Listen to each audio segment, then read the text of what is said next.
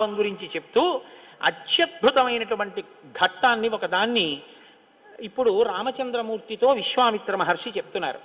ఇది శ్రీరామాయణంలోనే అత్యంత శక్తివంతమైన పరమాద్భుతమైనటువంటి ఘట్టములలో ఒకటి. షణ్ముఖోత్పత్తి అంటారు. ఇది ఎంత శక్తివంతం అంటే గర్భిణీ స్త్రీలు కానీ ఈ సర్గల్ని పారాయణ చేస్తే తప్పకుండా వాళ్ళకి సంతానం కలుగుతుంది. సంతానం ఉత్తమమైన సంతానం కలుగుతుంది. ఎటువంటి సమస్యలు లేకుండా వాళ్ళకి ప్రసవం అవుతుంది. అంత శక్తి ఇందులోనే ఉంది. ఇందులోనే వాల్మీకి మహర్షి కుమార సంభవం అన్న మాట వాడారు. పెద్దవాళ్ళు ఏం చెప్తారంటే వాల్మీకి మహర్షి అసలు ఎప్పుడూ ఫలశ్రుతి చెప్పరు. ఈ సర్గ చదివితే ఇది వస్తుందని చెప్పరు. అట్లాంటి వాల్మీకి మహర్షి గంగావతరణానికి షణ్ముఖోత్పత్తికి ఫలశ్రుతి చెప్పారు. అత్యంత శక్తివంతమైన ఘట్టాలలో షణ్ముఖోత్పత్తి ఒకటి. ఇది విన్నవాళ్ళు సుబ్రహ్మణ్య లోకాన్నే పొందుతారు అంటారు. అంత శక్తివంతం. ఇందులో కుమార సంభవం అన్న మాట వాల్మీకి మహర్షి వాడారు. దీన్నే కాళిదాస్ గారు తీసుకున్నారు. తీసుకుని కుమార సంభవం అన్న గ్రంథాన్ని ఆయన ఆ పేరుతోనే రచన చేశారు. కానీ ఇప్పటికీ గర్భిణీ స్త్రీలు పారాయణ చేస్తే ఈ షణ్ముఖోత్పత్తినే వింటూ ఉంటారు. కాబట్టి ఇప్పుడు మీరు అవధరించండి. పురా రామకృతోద్వాహో నీలకంఠో మహాతపాః దృష్ట్వాచ స్పృహయా దేవీం మైథునాయోపచక్రమే అంటూ మొదలుపెట్టారు విశ్వామిత్ర మహర్షి. నాయనా రామా, నీకు అంగదేశం గురించి చెప్పాను. మన్మధుడు కాలిపోయాడు. తర్వాత పార్వతీ పరమేశ్వరులకి వివాహమైంది. ఎలా అయింది మరి మన్మధుడు లేకుండా? ప్రారంభమే ఒక గొప్ప విషయం.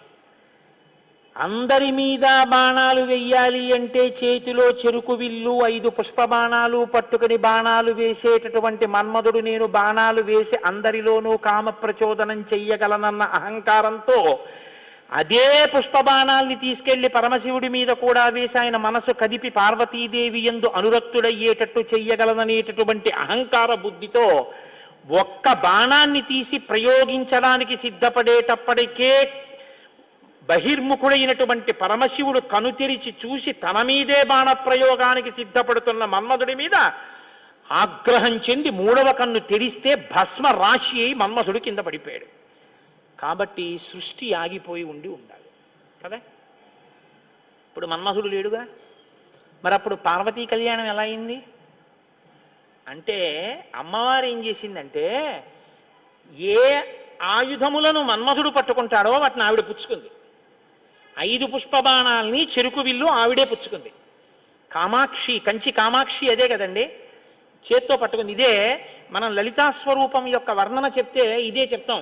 రాగస్వరూప పాషాఢ్య క్రోధాకార అంకుశోజ్వల మనోరూపేక్షుకోదండ పంచతన్మాత్రశాయక. ఇప్పుడు ఆవిడ ఇలా పట్టుకుంటే ఇంతటి పరమశివుడు వశుడైపోయాడు. అయిపోయి తాళి కట్టించాడు. తాళి కట్టాడు.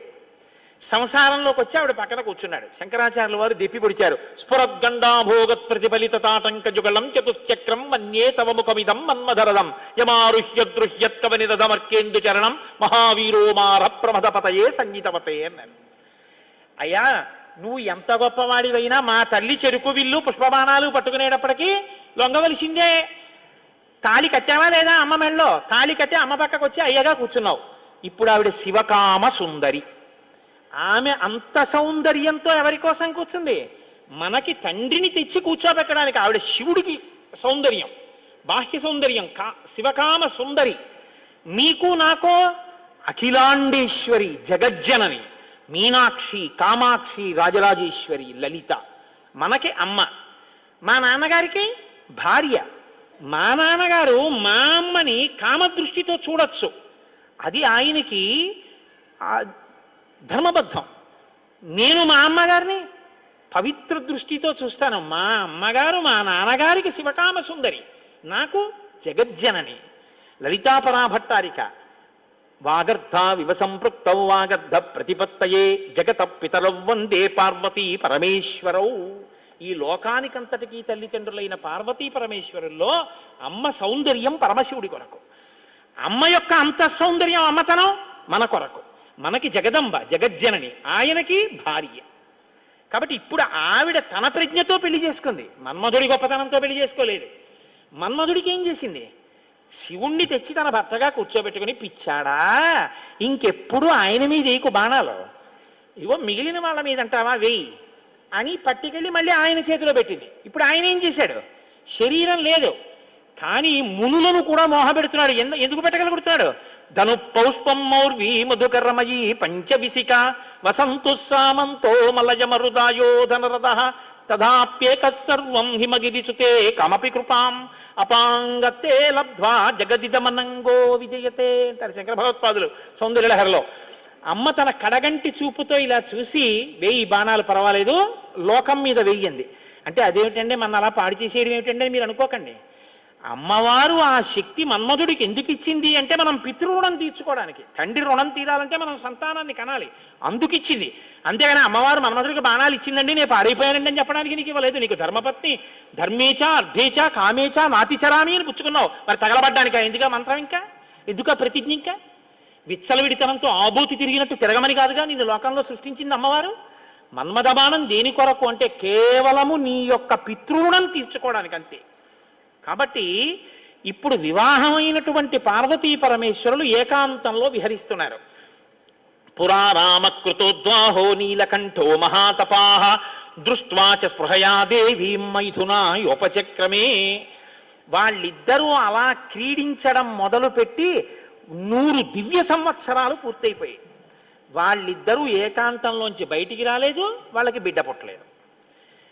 దేవతలందరూ కలుసుకున్నారు, పార్వతీ పరమేశ్వరులు ఇద్దరూ కనపట్టలేదంటే కొత్తగా పెళ్ళయింది కదా, 100 దివ్య సంవత్సరాల నుంచి విహారం చేస్తున్నారు. ఒక చిత్రమైనటువంటి ఆలోచన వచ్చింది వాళ్ళకి.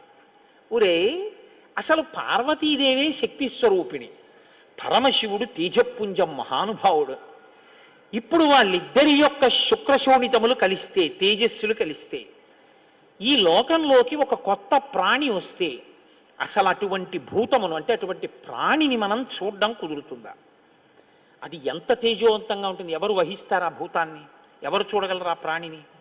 కాబట్టి మనం పరమశివుణ్ణి వెళ్ళి అడుగుదాం, మీరు రతిక్రీడ విరమించి బిడ్డల్ని కనద్దు అని అడుగుదాం అన్నారు. అయితే మీరు నన్ను మాట అడగచ్చు, ఏమండి బుద్ధి ఉందా అసలు ఈ మాట? వాళ్ళు అన్నారు అనుకోండి, మీరు ఎలా చెప్పారండి అని అడుగుతారు నన్ను. అసలు దేవతలకు ఎందుకండి ఈ వ్యవహారం? వాళ్ళు అలా ఎందుకు అనాలి? అలా అంటే మాత్రం దాన్ని మేము ఎలా అంగీకరించగలం ఈ విషయాన్ని? మీరు కంగారు పడిపోకుండా ఉండండి, నేను తర్వాత చెప్తాను ఎందుకు వస్తుందో. కాబట్టి ఇప్పుడు వాళ్ళందరూ కలిసి ఓ సమావేశం పెట్టుకున్నారు. నిజమే అంటే నిజమే, అందరూ కలిసి కైలాసానికి వెళ్ళారు. బయట నించుని పెద్ద కేకేశారు, ఏమని? దేవదేవ మహాదేవ లోకస్యాస్య హితేరత. ఓ దేవదేవ మహాదేవ, లోకమునకంతటికి రక్షించవలసిన వాడా అని కేకేశారు. వీళ్ళకి ఏం ఉపద్రవం వచ్చిందో అని ఆయన బయటకు వచ్చారు. ఆయన్ని చూడగానే వీళ్ళందరూ నేల మీద పడి నమస్కారం చేశారు. చని కైలాసముదొచ్చి శంకరుడి వాసద్వారముంజేరి ఈశుని జవ్వారుకు లడ్డుపడ్డ దళమంచుందొచ్చి కుయ్యో ముర్రో విను వాలింపుము చిత్తగింపుము దయన్ వీక్షింపుమం చంబుజానన ముఖ్యుల్కని రక్తరక్షణ కళా సంరంభుని శంభురిన్ అంటారు పోతన గారు. అలా వీళ్ళందరూ ప్రణిపాతం చేశారు నేల మీద పడి. సురాణం ప్రణిపాతేన ప్రసాదం కర్తుమర్హసి న లోకా ధారయిష్యంతి తవ తేజ సురోత్తమః అన్నారు. మహానుభావ, నీవు పార్వతీదేవితో కలిసి ఏకాంతంలో దివ్యక్రీడను అనుభవిస్తున్నావు. మీ ఇద్దరికి బిడ్డ పుడితే దుస్సహం, మేము తట్టుకోలేం. అందుకని నీ తేజస్సుని నీ తేజస్సులోకి అణిచేసేయి, ఆమె తేజస్సుని ఆమె తేజస్సులో అణిచివేయమను. మీ ఇద్దరూ ఒకరి పట్ల ఒకరు ఇటువంటి ఆభిముఖ్యం పొందకుండా తపస్సు చేసుకుంటూ కూర్చోండి అన్నారు. బ్రాహ్మేణ తపసాయుక్తో దేవ్యా సహ తపశ్చర త్రైలోక్యహితకామార్థం తేజస్తే జసిధారయా. తేజస్సుని తేజస్సులో అణిచేసి ఇద్దరూ తపస్సు చేసుకోండి అన్నారు. ఎంత అక్కర్లేని విషయం అంటే ఇది. అంటే ఆయన అన్నాడు, తండ్రితనం అండి, తప్పకుండా మీకు అలాంటి ఇబ్బంది ఉంటుందంటే నేను ఇటువంటి భూతమును సృష్టించాను, అలాగే వెళ్ళిపోతాను. కానీ నేను ఇప్పటికి 100 దివ్య సంవత్సరముల నుంచి పార్వతీదేవితో క్రీడించాను. ఆ కారణం చేత దేవతానాం వచశ్రుత్వా సర్వలోక మహేశ్వర బాఢమిత్యత్ బ్రవీత్ సర్వాన్ పునశ్చేదమువాచ. మీరు చెప్పినట్టే చేస్తాను, నా తేజస్సుని నా తేజస్సులోకి అణిచేస్తాను. కానీ యదిదం క్షుభితం స్థానాత్ మమ తేజో హ్యనుత్తమం ధారయిష్యతి కస్మన్మే బ్రువంతు సురసత్తమాహ. ఇప్పటికే చాలా కాలంగా పార్వతీదేవితో నేను క్రీడించి ఉన్న కారణం చేత నా రేతస్థానం నుంచి తేజస్సు కదిలిపోయింది. ఇప్పుడు కదిలిపోయిన తేజస్సు పడిపోతుంది. నేను పార్వతీదేవి యందు వదిలిపెట్టద్దని మీరు అంటున్నారు. మరి నేను నా తేజస్సుని ఎక్కడ విడిచిపెట్టను, ఎవరు భరిస్తారు చెప్పండి అన్నారు. భరించడం అనేటప్పటికీ వాళ్ళు ఎవరు గుర్తొచ్చారో తెలుసా అండి? భూమి గుర్తొచ్చింది. అన్నీ ఆవిడేగా భరిస్తుంది, పాపం ఆవిడే భరించాలి. అందుకని వాళ్ళందరూ కలిసి ముక్తకంఠంతో భూమిని చూపించారు.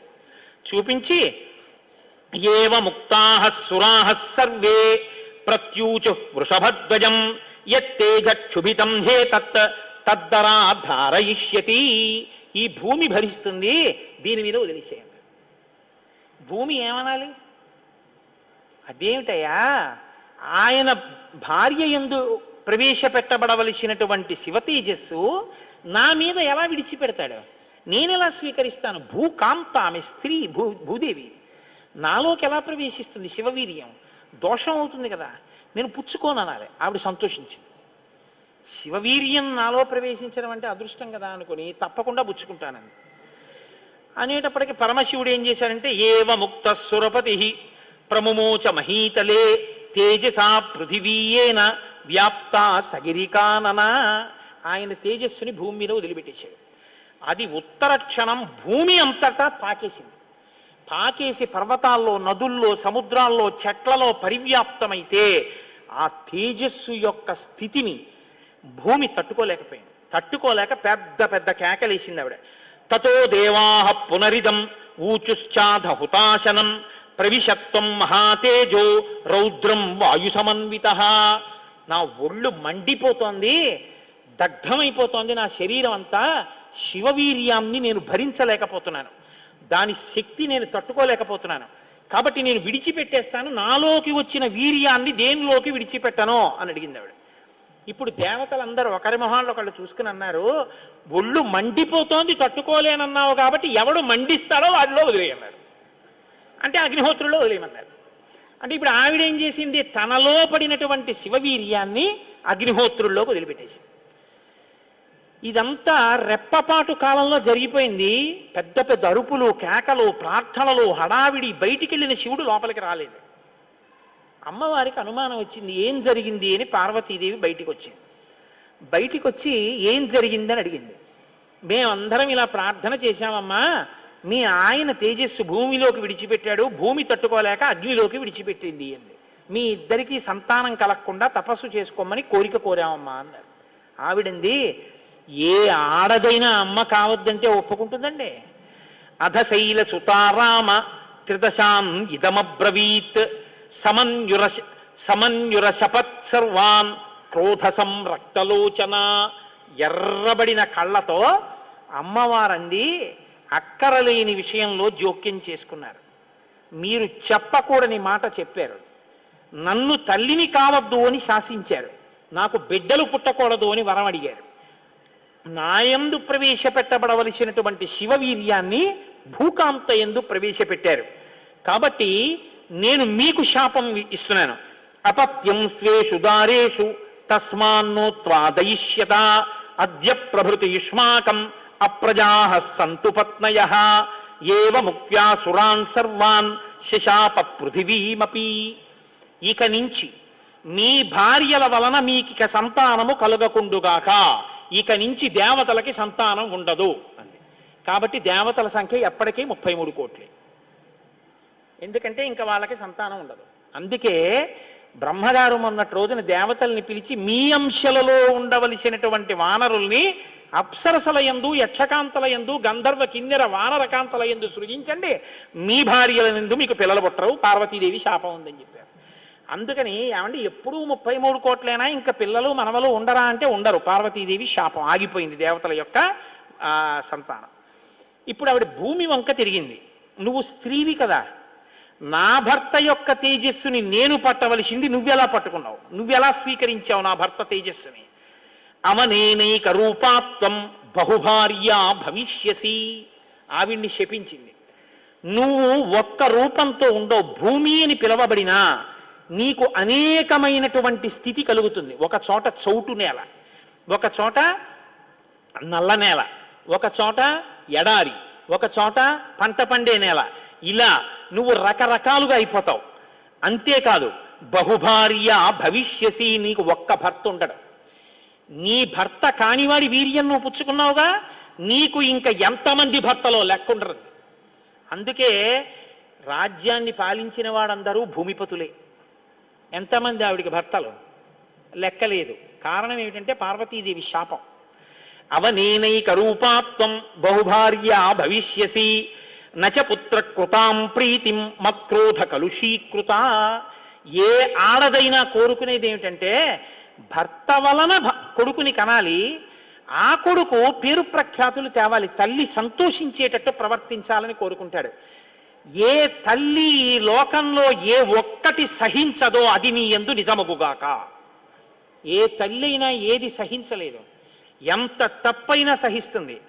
కానీ అమ్మ వంక ఆడదాన్ని చూసినట్టు చూశాడు అనుకోండి కొడుకు, అమ్మ మాత్రం ఒక్కనాటికి క్షమించదు. ఇంకా అమ్మలో ఆడతనాన్ని చూడకూడదు. ఇంకంతకన్నా పవిత్రంగా మాట్లాడడం కష్టం, ఇంకంతకన్నా నేను దిగి మాట్లాడను. కాబట్టి అమ్మతనాన్నే చూడాలంతే కొడుకు.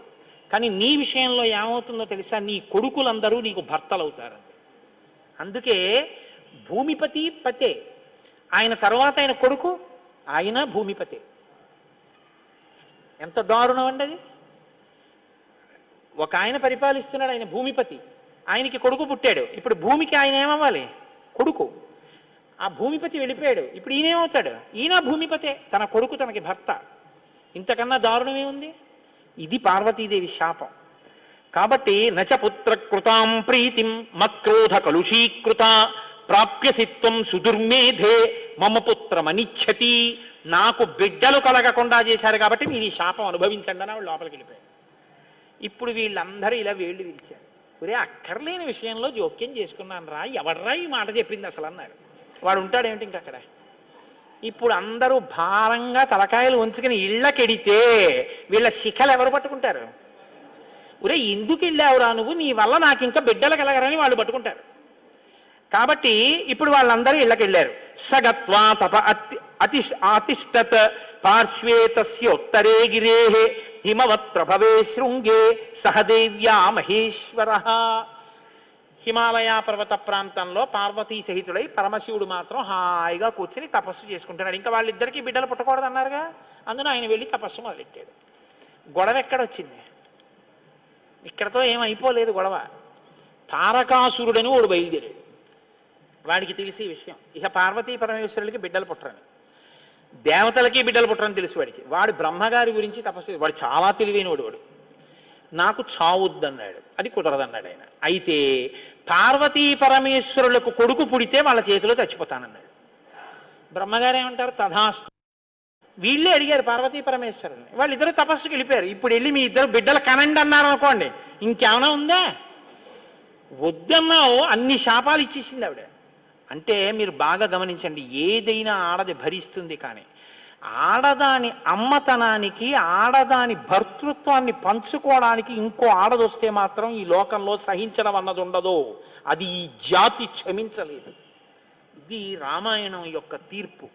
కాబట్టి ఇప్పుడు వీళ్ళు వెళ్ళి అడగలేరు పార్వతీ పరమేశ్వరుని. కొడుకు పుడితే తప్ప వీళ్ళకి బతుకులేదు. ఎందుకని? వీళ్ళని చాలా బాధ పెట్టేస్తున్నాడు తారకాసురుడు. కాబట్టి ఇప్పుడు ఏం చెయ్యాలో అర్థం కాక పార్వతీ పరమేశ్వరులను అడగలేక చతుర్ముఖ బ్రహ్మగారి దగ్గరికి వెళ్ళారు.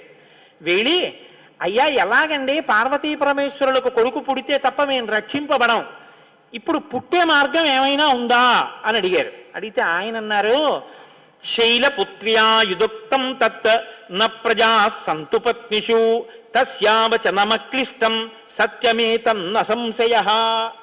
ఒరే పార్వతీ పరమేశ్వరులకి ఇంక పిల్లాడు పుట్టడం అనేటటువంటి విషయాన్ని మీరు నేను ఇక వెళ్ళి అడగడం అన్న విషయం మర్చిపోండి. పోనీ మన దగ్గర శివుని యొక్క తేజస్సు ఉంది ఇంకాను. అగ్నిహోత్రుడు పుచ్చుకుని ఉంచాడుగా, అగ్నిహోత్రుల్లో ఉందిగా. అంటే యాపిల్ పండు ఫ్రిడ్జ్లో పెట్టుకున్నట్టు అగ్నిహోత్రుడి దగ్గర ఉంది అది. పోనీ దాన్ని తెచ్చి ఎవరిలోకైనా నిక్షేపిద్దామంటే మీ భార్యలు ఎవ్వరికీ పిల్లలు పుట్టరు. ఆవిడ శాపం ఉందిగా. పైగా ఆ శివవీర్యాన్ని భూకాంత పుచ్చుకుందనేగా అన్ని శాపాలు ఇచ్చింది. ఇప్పుడు దాన్ని తీసుకెళ్ళి ఇంకోళ్ళు ఎవరికన్నా ఇస్తామంటే ఎవరు మాత్రం పుచ్చుకుంటారు? ఏ ఆడది పుచ్చుకుంటుంది? పుచ్చుకుంటే కదా పిల్లలు పుట్టగా.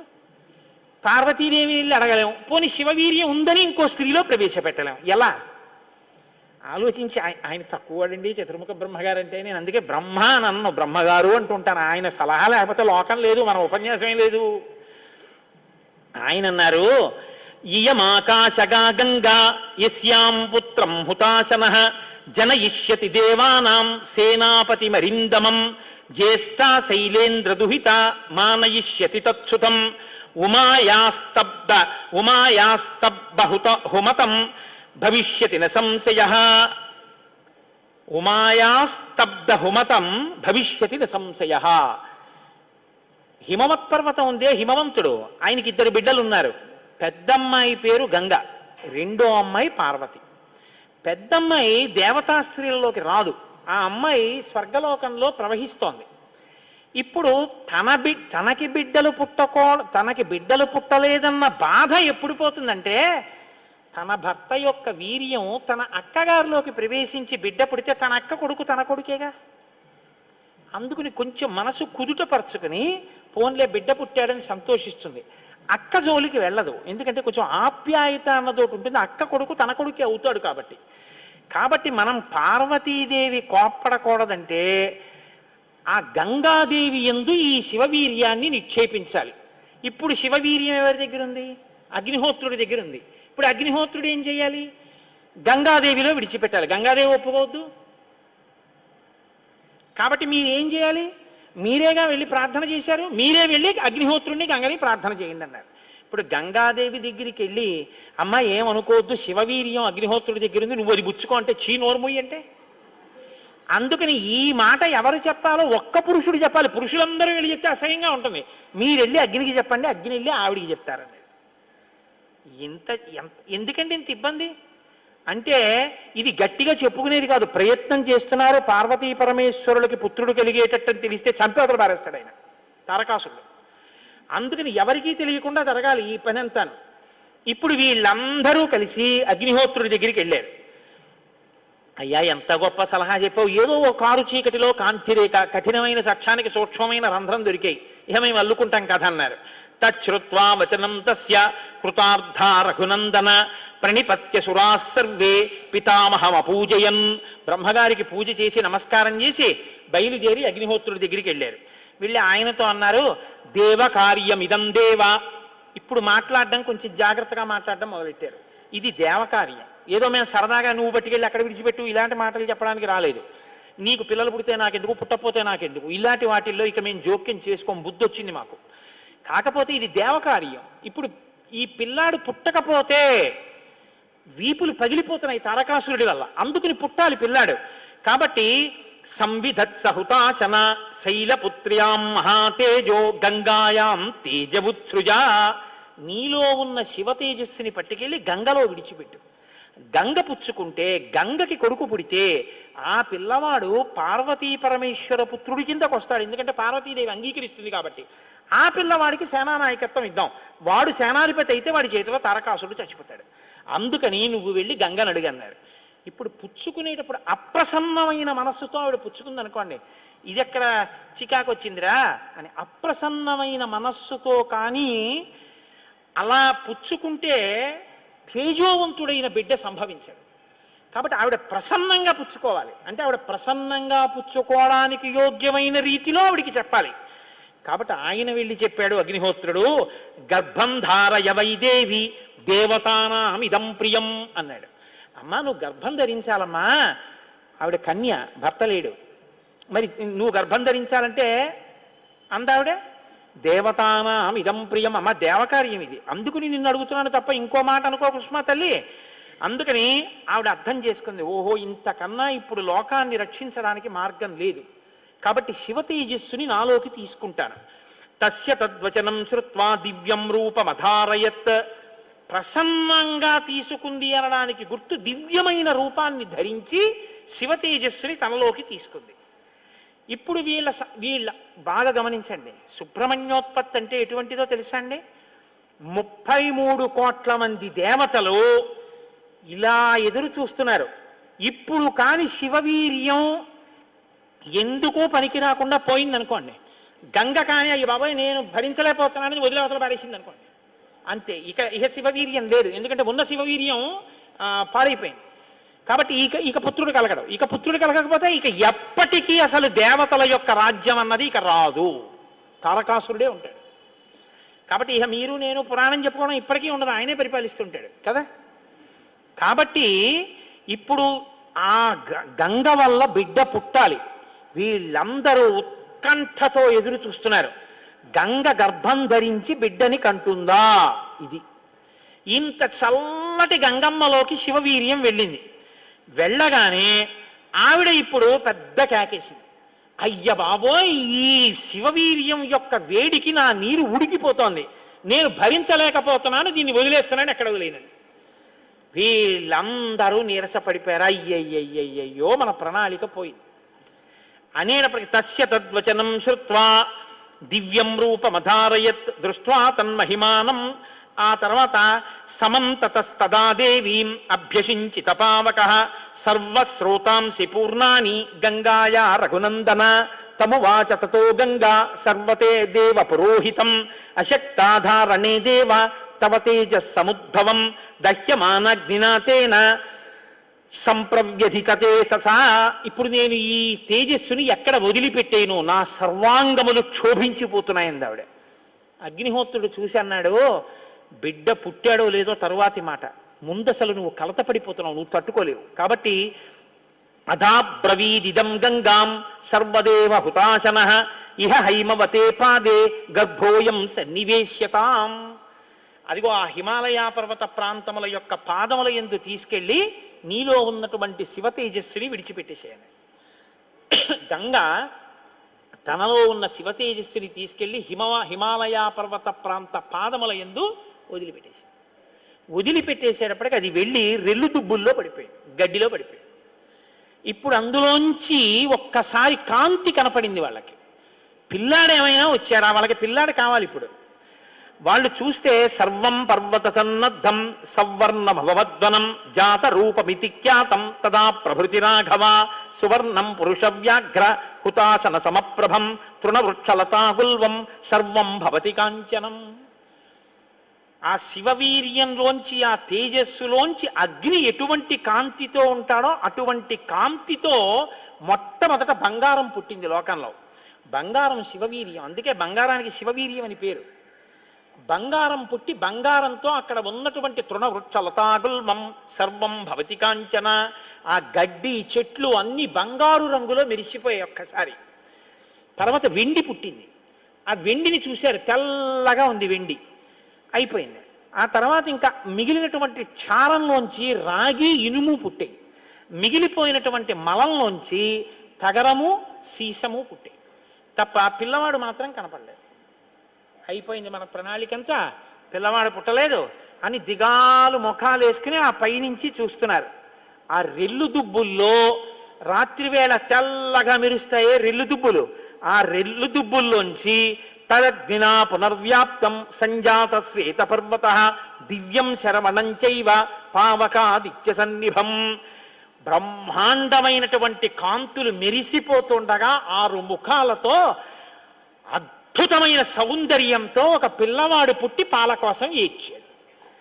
అమ్మయ్య పుట్టాడు రా పిల్లాడు, శివపుత్రుడు జన్మించాడు, మన బాధలు తీరాయని వాళ్ళందరూ పొంగిపోయారు.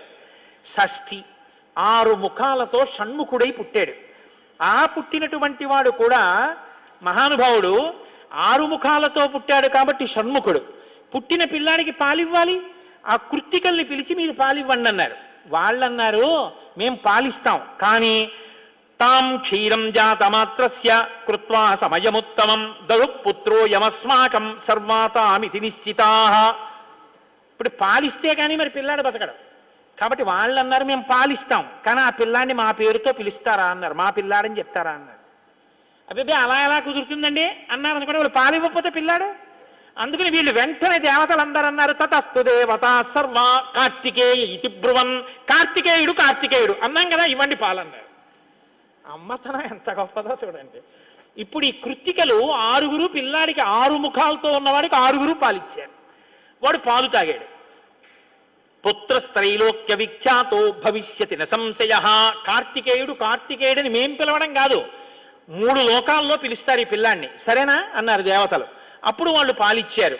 కాబట్టి కార్తికేయుడు అగ్నిలో శివవీర్యం చాలా కాలం నిలవ ఉంచబడి అగ్నిహోత్రుడు గంగలో ప్రవేశపెట్టాడు కాబట్టి పావకి.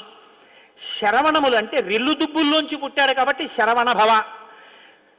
ఎప్పుడు శుద్ధమైనటువంటి బ్రహ్మణ్య జ్ఞానంతో ఉంటాడు కాబట్టి సుబ్రహ్మణ్యం. తల్లి కడుపులోంచి స్ఖలనమై పుట్టాడు కాబట్టి స్కందుడు. ఆయన ఉత్పత్తి చేతనే ఇన్ని పేర్లతో వచ్చాడు.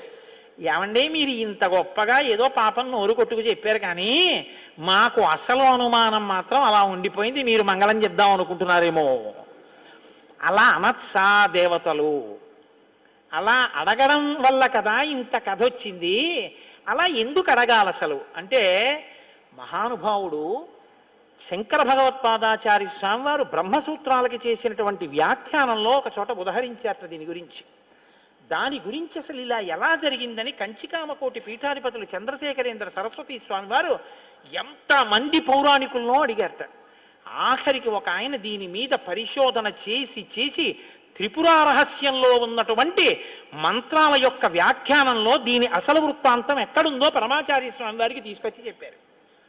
త్రిపురా రహస్యంలో ఉంది దీని రహస్యం, అక్కడి నుంచి అనుసంధానం చేయాలి దాన్ని. సనత్కుమారుడు అని ఒక ఆయన, బ్రహ్మమానసపుత్రుడు, ఆయన పుట్టుక చేత మహాజ్ఞాని. అటువంటి పిల్లవాడు ఆయన ఎప్పుడూ తనలో తాను బ్రహ్మజ్ఞానంలో రమిస్తూ ఉండేవాడు. ఆయన ఒక రోజు రాత్రి నిద్రపోవడం అంటే గుర్తుపెట్టుకోండి, బ్రహ్మవేత్త నిద్రకి కూడా ఆయన సాక్షి. అటువంటి ఆయనకి కల వచ్చిందంటే అవస్థ ఏర్పడింది, స్వప్నావస్థ. ఆ కల్లో తాను రాక్షస సైన్యాల మీద యుద్ధం చేస్తున్నట్టు కల వచ్చింది. ఆయన తెల్లబోయి, ఇదేమి నాకు కల రావడం ఏమిటి, కల రావడం అంటే మనసులో ఏదో కోరిక ఉంది, ఆ కోరిక కల్లో కనపడింది, స్వప్నావస్థలోకి వెళ్ళాను, ఇది దోషం కదా, నాకు అలా ఎందుకు జరిగిందని తండ్రి చతుర్ముఖ బ్రహ్మగారి దగ్గరికి వెళ్ళారు. వెళ్ళి నాన్నగారు నాకు ఇలా కళ ఎందుకు వచ్చింది నాన్నగారు అసలు అని అడిగాడు. అయితే ఆయన అన్నాడు, నాయనా నీకు ఇలా కళ రావడానికి ఒక కారణం ఉంది. నువ్వు పూర్వజన్మలో వేదాన్ని నేర్చుకునేటప్పుడు వేదంలో దేవతల గురించి, రాక్షసుల గురించి, దేవదానవ యుద్ధాల గురించి చదివి, ఈ రాక్షసులు ఎప్పుడు వేద ప్రమాణానికి వ్యతిరేకంగా ఎందుకు ఇలాంటి పనులు చేస్తుంటారు, వీళ్ళని పట్టుకుని చంపేయాలని వ్యగ్రత పొందావు. ఆ వ్యగ్రత జీవుణ్ణి పట్టుకుంది. అది ఈ జన్మలో బ్రహ్మవేత్తవైనా నీకు ఆ వాసన ఉండిపోయింది. అది ఇప్పుడు కలగా వచ్చింది. అది తీరాలంటే నువ్వు దేవసేనకి అధిపతివి కావాలి. నువ్వు దేవసేనకి అధిపతివై రాక్షసుల్ని సంహరిస్తే ఆ కోరిక తీరుతుంది. అంటే నాన్నగారు నేను దేవాసేనాపతిని కావలసిందేనా ఆయన అన్నాడు చతుర్ముఖ బ్రహ్మగారు. వచ్చేసారు ఆయన, తన అనుష్ఠానంలో తనున్నారు. ఈలోగా పరమశివుడు ఒక సంకల్పం చేశాడు. పరమశివుణ్ణి మించిన జ్ఞాని లోకంలో ఇంకా లేడు. ఎక్కడైనా జ్ఞానం అంటూ ఉంటే అది కేవలం శాంకర భిక్ష. పరమశివుడి యొక్క భిక్షయే జ్ఞానం. అందుకే ఆయన్ని ఈశాన సర్వ విద్యానాం ఈశ్వర సర్వభూతానాం బ్రహ్మాధిపతిర్బ్రహ్మణోధిపతిర్బ్రహ్మ శివో మే అస్తు సదాశివోం మంగళములకు మంగళం నా తండ్రి. అంతటి మహాజ్ఞాని శంకరుడంటే. ఆయన దగ్గర నుంచే వెళ్ళాలి జ్ఞాన గంగ. కాబట్టి పరమశివుడికి ఒకప్పుడు కోరిక పుట్టిందిట, నేను ఇప్పటిదాకా అన్ని విషయాలు చెప్పడం కానీ నేను ఓడిపోయిందన్నది లేదు ఎవరి దగ్గర. ఓడిపోవడం అంటే బయట వాళ్ళ దగ్గర ఓడిపోతే బాగుండదుగా. ఓడిపోవడం అనేటటువంటిది కూడా మనిషి జీవితంలో సన్మానంగా ఎప్పుడు మారుతుంది? పుత్రాదిచ్చేత్ పరాజయం. తన కొడుకు చేతిలో తాను ఓడిపోవాలి.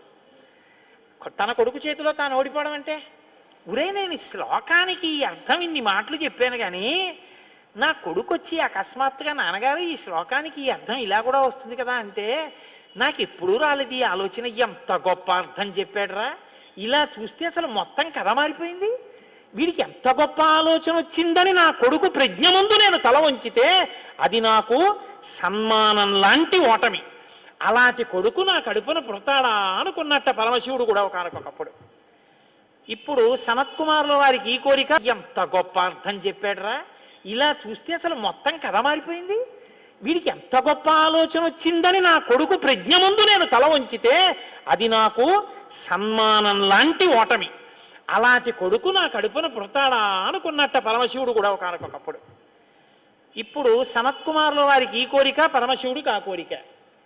ఒకనకొకప్పుడు పరమశివుడు పార్వతీదేవి అసుర సంధ్య వేళలో ఈ భూమండలం అంతటా కూడా విహారం చేస్తారు. శ్రీశైల పర్వతం మీద దిగుతారు. భాగవతంలో చతుర్థ స్కందం అనుకుంటా, అందులో చెప్తారు దీని గురించి. వాళ్ళిద్దరూ విహారం చేస్తుంటే సనత్కుమారుడు కనబడ్డారు. కనబడితే వాళ్ళకి ముచ్చటేసింది. బ్రహ్మవేత్త మహానుభావుడు బ్రహ్మజ్ఞాని, పలకరిద్దామని వృషభవాహనం మీద కిందికి దిగి దగ్గరికి వెళ్ళారు. ఆయన ఇలా చూశారు, చూసి తన పంతాన్ని చేసుకుంటున్నారు. ఇద్దరు అలా నిలబడ్డారు. ఆయన ఏం పలకరించలేదు. పలకరించకపోతే పరమశివుడు అన్నాడు, ఏమయ్యా, లోపల సంతోషించాడు ఇది బ్రహ్మవేత్త అంటేని, ఏమయ్యా ఇంతసేపటి నుంచి నించున్నావు, కనీసం నువ్వు పలకరించలేదు మమ్మల్ని అన్నారు. ఏంటి నువ్వు కొత్తగా కనపడ్డావు ఏమిటి? నాకు లోకమంతా నువ్వు తప్ప ఇంకోటి కనపడితేగా, నువ్వే కనపడుతున్నది. బ్రహ్మవేత్తకి ఏం కనపడుతుందండి? విశ్వం కనపడదు, విశ్వనాథుడు కనపడతాడు. లోకం కనపడదు, లోకేశ్వరుడు కనపడతాడు. కాబట్టి నాకు కనపడుతున్నదే నువ్వు, ఇవాళ కొత్తగా కనపడ్డావు ఏమిటి? నాకు ఎప్పుడు నువ్వేగా కనపడదు, కొత్తదనం ఏముంది, అందుకని అలా కూర్చున్నాను అన్నాడు. లేచి నిలబడి మాట్లాడకుండా అలా మాట్లాడితే శపిస్తాను తెలుసా అన్నాడు. శపిస్తే ఏమవుతుంది స్వామి? దేహానికి ఏమైనా బాధ కలుగుతుంది. అది నేనైతేగా, నేను ఆత్మని. ఆత్మకి శాపం ఏముంటుంది? ఆత్మయే నేను, నేనే నువ్వు, ఉన్నది ఒక్కటే, దానికి శాపం లేదు స్వామి, అందుకు నా భయం లేదన్నారు. ఓహో, ఏమి ద్వంద్వాతీతుడవరా మహానుభావ, ఇది బ్రహ్మజ్ఞానం అంటే. కాబట్టి నిన్ను చూసి నేను మురిసిపోతున్నాను, నీకేదైనా వరం ఇస్తాను పుచ్చుకో అన్నారు. ఆయన అన్నారు, వరం ఇస్తావా? మళ్ళీ ఇదో మోహం, వరం ఇవ్వడం శాపం ఇవ్వడం ఏమిటి ద్వంద్వాలు?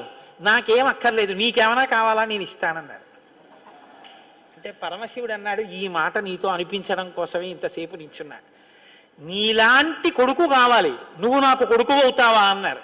అంటే సనత్కుమారుడు అన్నాడు, నీకే కొడుకునవుతానన్నాడు. అంటే పార్వతీదేవి అంది, ఏది ఆ కేంత దీర్ఘం ఇస్తున్నావు? నీకే కొడుకునవుతానంట ఏంటి? నీకే కొడుకునంటే నాకు కొడుకువే అంది. అదొక్కటి అడక్కమ్మా అన్నాడు. అదేమయ్యా, అదేమిటి నీలాంటి కొడుకు పుడుతుంటే నా కడుపున పుట్టకపోవడం ఏమిటి? అమ్మా, ఎంత పార్వతీదేవివైనా తల్లి, నేను ఒక కడుపున పుట్టడం అంటే అమ్మా, తల కింద పెట్టి కాళ్ళు పైకి పెట్టి 9 నెలలు అమ్మ కడుపులో పడుకుని యోని ద్వారంలోంచి బయటికి రాలేనమ్మా. శివకుమారుడిగా పుడతాను, నీకు కుమారుణ్ణే తప్ప అమ్మ నీ కడుపున మాత్రం పుట్టను. అంటే ఆవిడ చిన్న బుచ్చుకుంది. అయ్యయ్యో, నేను కూడా కలిసి అడగకపోవడం వల్ల వచ్చింది. కానీ నా కోరిక నువ్వు ఇంకొకలా తీర్చాలంది ఆవిడ. ఎలా తీర్చనమ్మా అని అడిగారు.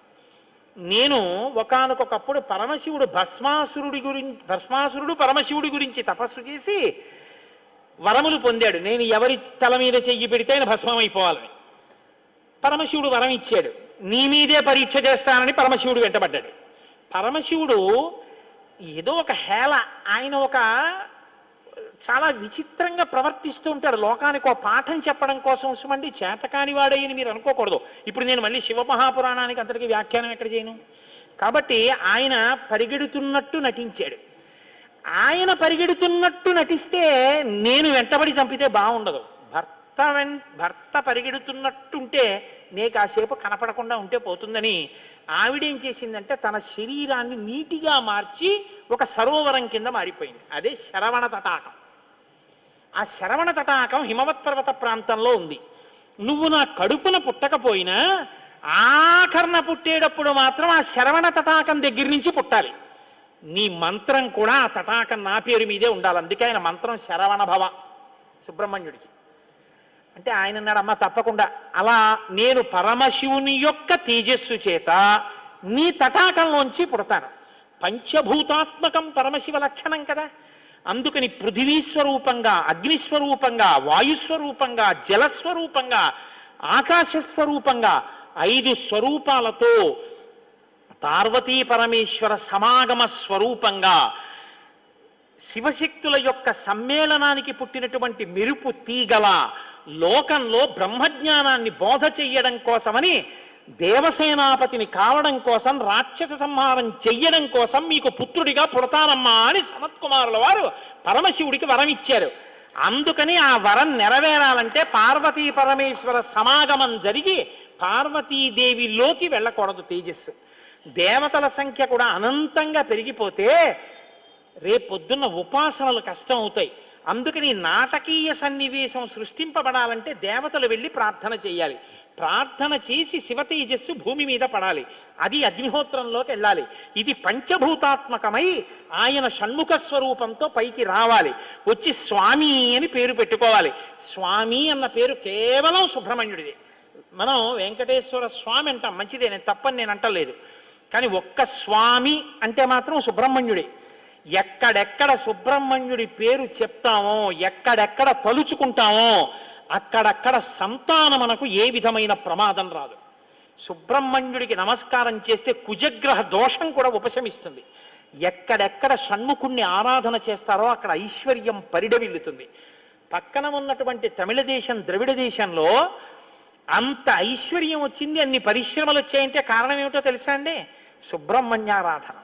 వాళ్ళు విపరీతమైన సుబ్రహ్మణ్యారాధన చేస్తారు. సుబ్రహ్మణ్య ఆరాధనం చేసినా, షణ్ముఖుడికి ప్రదక్షిణం చేసినా, ఆయనకి నమస్కారం చేసినా జ్ఞానము, ఐశ్వర్యము, సంతానమునకు క్షేమము, ఆయువు, ఆరోగ్యము అన్నీ కలుగుతాయి. అంత శక్తివంతమైనటువంటి సర్గ ఈ షణ్ముఖోత్పత్తి సర్గ. అందుకే వాల్మీకి మహర్షి ఎప్పుడూ కూడా అసలు ఫలశ్రుతి చెప్పరు. కానీ ఈ షణ్ముఖోత్పత్తి గురించి చెప్పిన తర్వాత, అందుకే షణ్ముఖుడికి ఉన్న గొప్పతనం ఏమిటో తెలుసా అండి? ఆయనకి ఒక గొప్ప విజయాన్ని సాధించాడు షణ్ముఖుడు ఒక్కడే. శైవ వైష్ణవాలు రెండూ కూడా వియ్యవందేట్టు చేశాడు. శ్రీవల్లి, దేవసేన ఇద్దరు శ్రీ మహావిష్ణువు యొక్క కుమార్తెలు. ఆయన మేనల్లుడు కదండి, మరి ఏదో పండగ సెలవులకు ఇంటికి వచ్చాడు. ఇంటికి వస్తే లక్ష్మీదేవి ఆయన్ని చూసి అందిట, మురుగన్ అంది. మురుగన్ అంటే మేనల్లుడు అని. మరుమగన్ అన్నట్టు విష్ణువు. మరుమగన్ అంటే చాలా అందగాడు అన్నట్టు. ఇద్దరు అలా అనుకోవడం ఎందుకో తెలుసా అండి? మన పిల్లలకు బాగుంటాడు. వల్లి, దేవసేన ఇద్దరిని ఇచ్చి సుబ్రహ్మణ్యేశ్వర స్వామి వారికి కళ్యాణం చేశారు. వల్లి, దేవసేన ఇద్దరిని తనకి భార్యలుగా చేసుకున్నాడు కాబట్టి శైవ వైష్ణవాలు రెండు సుబ్రహ్మణ్యుడి వల్లే వియ్యం ఉంది. అంతటి మహానుభావుడు ఆయన. మహాజ్ఞాని, యుక్తకేశుడై గుండుతో గోచి పెట్టుకుని నిలబడి ఉంటాడు. అందుకే సుబ్రహ్మణ్య క్షేత్రాల్లో స్వామి వలయలో అలా నిలబడి ఉంటాడు. ఆయన ప్రణవానికి అర్థం చెప్తే పరమశివుడంతటి వాడు తెల్లబోయి, ఎంత గొప్పగా చెప్పావురా అన్నట్టు. నాన్నగారు అలా అంటే కుదరదు, ఇది ప్రణవరహస్యోపదేశం కదా, మీరు కూడా మడి కట్టుకుని వచ్చి శిష్యుడిగా కూర్చోండి చెప్తానన్నట్టు.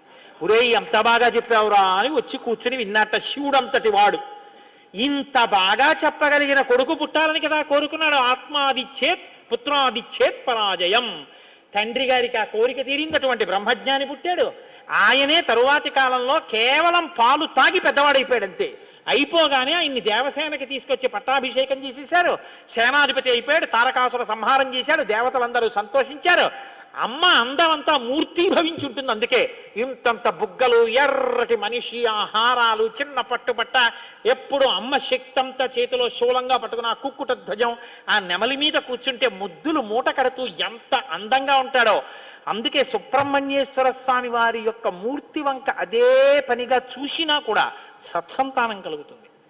అంతటి మహానుభావుడు సుబ్రహ్మణ్యుడు. ప్రత్యేకించి ఏ కారణం చేతనైనా గర్భం నిలవక బాధపడుతున్న వాళ్ళు, గర్భిణి అయినప్పటికీ కడుపున ఎటువంటి బిడ్డలు పుడతారో తెలియని వాళ్ళు, వాళ్ళ ఆయుర్దాయం బాగుండాలనుకున్న వాళ్ళు, సంతానం క్షేమంగా వృద్ధిలోకి రావాలనుకున్న వాళ్ళు రామాయణాంతర్గతమైన షణ్ముఖోత్పత్తిని విని తీరాలి. ఇది చెప్పడం కోసమే వాల్మీకి మహర్షి ఫలశ్రుతి చెప్తూ ఓ మాట చెప్పారు. ఏషతే రామ గంగాయ విస్తరోభిహితో మయా కుమార సంభవశ్చైవ ధన్యః పుణ్యస్తథైవ చ. ఎవరు ఈ షణ్ముఖోత్పత్తిని శ్రీరామాయణంలో వింటున్నారో వాళ్ళకి ఎటువంటి చిక్కులు ఉన్నా అన్ని చిక్కులు విడిపోయి అపారమైనటువంటి ధన సమృద్ధి కలుగుతుంది. 2, విశేషమైనటువంటి పుణ్యము స్కందోత్పత్తిని విన్నంత మాత్రం చేత కలుగుతుంది. ఇక్కడే ఆయన కుమార సంభవశ్చైవ అన్న మాట వాడారు. పార్వతీ పరమేశ్వరుల యొక్క కుమారుడు కనుక ఆయనకొక్కడికే కుమారః అన్న నామం. ఆయన భక్తశ్చయ కార్తికేయే కాకుత్సభువిమానవః ఆయుష్మాన్ పుత్ర పౌత్రైశ్చ స్కందసాలోక్యతాం వ్రజేత్. ఎవరు భక్తి శ్రద్ధలతో రామాయణాంతర్గతమైనటువంటి ఈ షణ్ముఖోత్పత్తిని చేతులు కైమోడ్చి సుబ్రహ్మణ్యుడికి నమస్కరించి వింటున్నారో అటువంటి వారందరికీ కూడా ఆయుష్మాన్, వాళ్ళకి ఏదైనా అపమృత్యు దోషం జాతకంలో ఉంటే ఆ దోషము ఉపశమించి ఆయుర్దాయం కలుగుతుంది. ఆయుష్మాన్ పుత్ర పౌత్రైశ్చ, వాళ్ళ కొడుకులు మనవలు అందరూ క్షేమంగా ఉంటారు. ఏవైనా దుర్గుణములు అలవడవలసినవి ఉంటే అవి పోయి వాళ్ళు వృద్ధిలోకి వచ్చి వంశానికి గొప్ప కీర్తి తీసుకొస్తారు. ఆయుష్మాన్ పుత్ర పౌత్రైశ్చ, ఎవరు రామాయణం సంపూర్ణ రామాయణం చెప్పించుకుని వినేటప్పుడు పరమ భక్తితో దేవాలయ ప్రాంగణంలోనో ఎక్కడో కూర్చుని ఈ స్కందోత్పత్తిని నమస్కారం చేస్తూ విన్నారో వాళ్ళు శరీరం పడిపోయిన తరువాత స్కందసాలోక్యతాం వ్రజేత్, సుబ్రహ్మణ్య లోకాన్ని పొందుతారు అని వాల్మీకి మహర్షి సత్యం తప్ప ఆయన నోటి వెంట రాదని బ్రహ్మగారి వరం. ఆయన ఎప్పుడూ ఫలశ్రుతి చెప్పరు, ఇక్కడ చెప్పారు. అంత గొప్పది షణ్ముఖోత్పత్తి. విచిత్రం ఏంటంటే ఈశ్వర సంకల్పం అంటే చాలా గొప్పగా ఉంటుంది. నేను ఇవాళ నేను ఏదైనా మాట చెప్తే చాలా జాగ్రత్తగా వింటారు హరిప్రసాద్ గారు. నేను చెప్పాను రేపు సుబ్రహ్మణ్యుడికి అభిషేకం చేయించండి అని చెప్పాను. ఎందుకంటే ఇవాళ అయింది కాబట్టి షణ్ముఖోత్పత్తి, రేపు స్వామికి అభిషేకం చేయించండి, ఆయన చల్లబడతాడు. రామాయణ అంతర్గతంగా జరిగింది కాబట్టి అభిషేకం చేస్తే చల్లబడుతుంది మూర్తి. ఆయన చల్లబడిన అభిషేక తీర్థాన్ని మనం పుచ్చుకున్నాం అనుకోండి, అది మరింత శక్తివంతం. పాపం ఎవరైనా ఏదైనా సంతాన సంబంధమైన సమస్యల్లో ఉన్న వాళ్ళు ఆ తీర్థం పుచ్చుకుని ఉపశాంతి పొందితే అంతకన్నా కావలసిందే ఉంది. నాకు చెప్పానుగా వ్యక్తిగత అనుభవాలు చెప్పడం ఇష్టం ఉండదని. ఈ షణ్ముఖోత్పత్తి వల్ల ఉపయోగాన్ని ఉపకారాన్ని పొందిన వాళ్ళు ఎంతమంది ఉన్నారో. నేను మొన్న కూడా గోపాలకృష్ణ గారికి ఒక సంగతి చెప్పాను. అంత గొప్ప షణ్ముఖోత్పత్తి నేను నా జీవితంలో ప్రత్యక్షంగా చూసా, దాని గొప్పతనం ఏమిటో. ఈ విషయం రేపొద్దున్న తెలిసిన తర్వాత ఎందరో తల్లులు దీనివల్ల ఉపయోగం పొందిన వాళ్ళు కన్నుల నీరు పెట్టుకుని సంతోషంతో చెప్తారు యథార్థం నిజమేనని. మీకు నేను ఒక రహస్యం చెప్తాను, నేను ఆశ్చర్యపోయాను. తూర్పుగోదావరి జిల్లాలో మల్లవరం అని ఒక క్షేత్రం ఉంది. అక్కడ సుబ్రహ్మణ్యుడు, ప్రత్యక్ష సుబ్రహ్మణ్యుడు, ఇంతలా పాము కోనేటిలో స్నానం చేసి శివలింగాన్ని చుట్టుకుని ఉంటుంది. అది పిల్లలు పుట్టని వాళ్ళు వెళ్ళి నమస్కారం చేస్తే పిల్లలు పుట్టారు. డాక్టర్లు పిల్లలు పుట్టరని సర్టిఫై చేసిన వాళ్ళకి పుట్టారు. ముఖ్యమంత్రులు కూడా వెళ్ళారు పీఠాధిపతులు అక్కడికి. ఆ పాము కారణాంతరాల చేత శివలింగానికే తల కొట్టుకుని శరీరం వదిలితే ఇప్పుడు అలాగే ప్రతిష్ఠ చేశారు. అక్కడ నేను ఆశ్చర్యపోయింది ఏంటంటే, నాకు ఆ దేవస్థానం ధర్మకర్త ఒక ఆయన వచ్చి ఒకసారి ఓ మాట చెప్పారు. బిడ్డలు పుట్టరు అని డాక్టర్లు చెప్పేసినటువంటి వాళ్ళు సుబ్రహ్మణ్య షష్ఠి నాడు ఈ దేవాలయం వెనకాల పడుకుంటారు, వచ్చి బోర్లా పడుకుంటారు ఆడవాళ్ళు. వాళ్ళకి కునుకు పడుతుంది, కునుకు పడ్డాక లేపేస్తాం. ఆ మరుసటి సంవత్సరం వాళ్ళు పసిపిల్లల్ని పట్టుకుని వస్తారండి అని చెప్పారు. నాకు అపనమ్మకం కాదు, చూడాలనిపించింది. మీరు కూడా వచ్చారేమో గోపాలకృష్ణ గారు నాతో. కాకినాడ నుంచి చాలామందిని కలిసి సుబ్రహ్మణ్య భుజంగ స్తోత్రం చేశారు శంకర భగవత్పాదులు. సుబ్రహ్మణ్య షష్ఠి నాడు ఆ దేవాలయంలో చదువుదామని అందరం కలిసి వెళ్ళాం. ఆ రోజు వాళ్ళు నా ప్రసంగం కూడా అక్కడ ఏర్పాటు చేశారు. మీరు నమ్మరు, నేను తెల్లబోయానండి. ఎంతంత సంపన్న కుటుంబాల వాళ్ళు బిడ్డలు పుట్టరు అని బెంగ పెట్టుకున్న తల్లులు చంటి పిల్లలతో ఎంతో సంతోషంగా వచ్చి ఆయనకి నమస్కారం చేసుకుని, అబద్ధం కాదు, నేను ఎంతోమందిని అక్కడ అడిగాను, ఏమమ్మా మీకు ఈయన వలనే కలిగిందా సంతానం అని. ఖచ్చితంగా మేము ఆయన వలనే ఈ అనుగ్రహాన్ని పొందామని ఆ అదృష్టాన్ని పొందారు. మహానుభావుడు సుబ్రహ్మణ్యుడంటే. ఆయనకి నమస్కారం చేస్తే ఎంత స్థితినైనా ఇస్తాడు. మన అదృష్టం ఏమిటంటే రామాయణం చెప్పుకుంటున్నది శృంగగిరి పీఠంలో, అది అమ్మవారి సన్నిధానం, రామచంద్ర ప్రభువు యొక్క సన్నిధానం. ఇక్కడ శివాలయం ఉంది. ఆ శివాలయంలో ఇటు పార్వతి ఇటు గంగా ఉన్నారు. సాధారణంగా అలా ఉండరు. ఆ గంగ మళ్ళీ తన రెండు పాదాలు ఇలా పైకి పెట్టి కాళ్ళు పాదాలు కనపడేటట్టు వచ్చి ఇలా గుడ్లు కనపడేటట్టుగా ఉంటుంది చక్కగాను. శివుడు కటు గంగా ఇటు పార్వతి ఉండి బయట సుబ్రహ్మణ్యుడు ఇటు వినాయకుడు ఉంటారు. రేపు మళ్ళీ ఒక్కసారి చక్కగా అన్ని పదార్థాలతోటి అభిషేకం చేయించండి. చేయించి ఎవరెవరు అభిషేక తీర్థం తీసుకోవడం కోసం వస్తే వాళ్ళందరికీ కూడా ఒక అర్చక స్వామిని దానికి నియోగించి అందరికీ లేదనకుండా పాపం తీర్థం ఇప్పించండి. రామాయణాదులు ఉన్నది ఎందుకంటే అందరికీ ఉపకారం చేయడం కోసమే ఉన్నాయి. మీకు ఉపకారం జరిగిన నాడు మీరు మాకెవ్వరికీ వచ్చి చెప్పక్కర్లేదు కూడా. మీరు మళ్ళీ వచ్చి సుబ్రహ్మణ్యేశ్వర స్వామి వారి దగ్గర, రామచంద్ర ప్రభువు దగ్గర నమస్కారం చేసి, స్వామి మీ వలన ఉపకారం పొందామని ఆయనకి చెప్పండి చాలు. మీరు మాకు చెప్పాలని కానీ, మీరు చెప్తేనే సంతోషిస్తానన్న మాట కూడా నేను చెప్పను. ఎందుకు చెప్పనో తెలుసా? ఒక్కటే నమ్మకం నాకు, ఇది సత్యం, సత్యం పునఃసత్యం. ఇది ఆ శక్తి కలిగి ఉంది, అది నా నమ్మకం. కాబట్టి మీరు స్వామికి నమస్కారం చేయండి. ఇంత గొప్ప పీఠ ప్రాంగణాన్ని మీ అభ్యున్నతి కొరకు వాడుకోండి. చక్కగా వచ్చి తీర్థం తీసుకోండి. చేస్తాను, ఎంతమందికైనా ఉపకారం చేస్తే నేను ధన్యుణ్ణవుతానని ఆ తండ్రి కొడుకులు ముచ్చటగా సిద్ధంగా ఉన్నారు.